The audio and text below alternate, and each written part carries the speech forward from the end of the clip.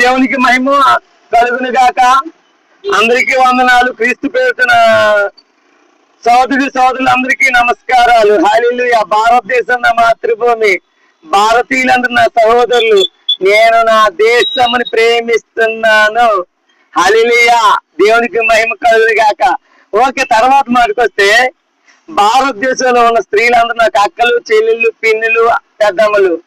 అలాగా గుండెలో అనుకునే ధైర్యం ఉంటేనే మనము జీవితాన్ని జయించగలం. దేవునికి మహిమ కలుగును గాక. అంతేగాని హృదయంలో అనేక పెట్టుకొని అనేక విధాలు మార్చుకొని జరగదు. అది కొంతవరకే జరుగుతుంది. హల్లెలూయా. హల్లెలూయా. బండిలో పెట్రోల్ ఉన్నంత వరకే వెళ్తుంది, తర్వాత బండి అయిపోతుంది. అలాగే ఆత్మ నీళ్ళు ఉన్నంత వరకు, నేల ఉన్నంత వరకు విర్రవీడు ఉంటది. ఆత్మ వెళ్ళిపోయిన తర్వాత ఆత్మ ఎక్కడికి వెళ్ళాలి? దేవస్తోత్రం. హల్లెలూయా. మట్టి అనేది చివరికి మట్టిలోకే వెళ్ళాలి. ఆత్మ అనేది పరమం చేరాలి. హల్లెలూయా. దేవస్తోత్రం. యేసయ్యకి మహిమ కలుగును గాక.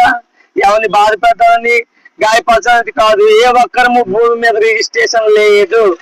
ఇది మొట్టమొదటి మనం గ్రహించాలి. ఓకే, ఈ భూమి మీద మనం చేసుకోవాల్సిన రిజిస్ట్రేషన్ ఏంటంటే మనసు మార్చుకోవడం, మన బ్రతుకు మార్చుకోవడం. మహిమ కలుగును గాక యేసయ్యకి. హల్లెలూయా. మనసు మారకుండా, బ్రతుకు మారకుండా మనం ఏమి చేసినా వ్యర్థమే. దేవునికి మహిమ కలుగును గాక. హల్లెలూయా.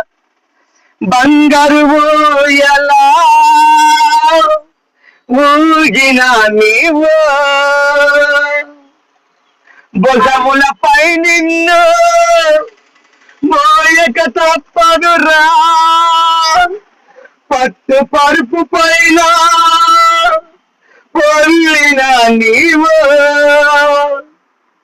మట్టి పరుపులోన పెట్టక తప్పదురా. ఏ క్షణమో తెలియదు జీవితాంతం, ఈ క్షణమే చేసుకు యేసుని సొంతం.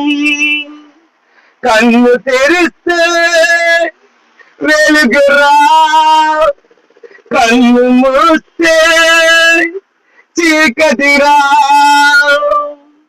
నోరు తెరిస్తే శబ్దమురా, నోరు మూస్తే నిశ్శబ్దమురా. హల్లెలూయా. యేసయ్యకి మహిమ కలుగును గాక. జీవితంలో ఎవరు చెప్పినా చెప్పకపోయినా ఇది నిజము, వాస్తవ, సత్యం. యేసయ్యకి మహిమ కలుగును గాక. ఇది రియల్.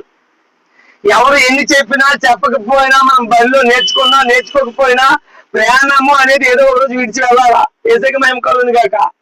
హల్లెలూయా.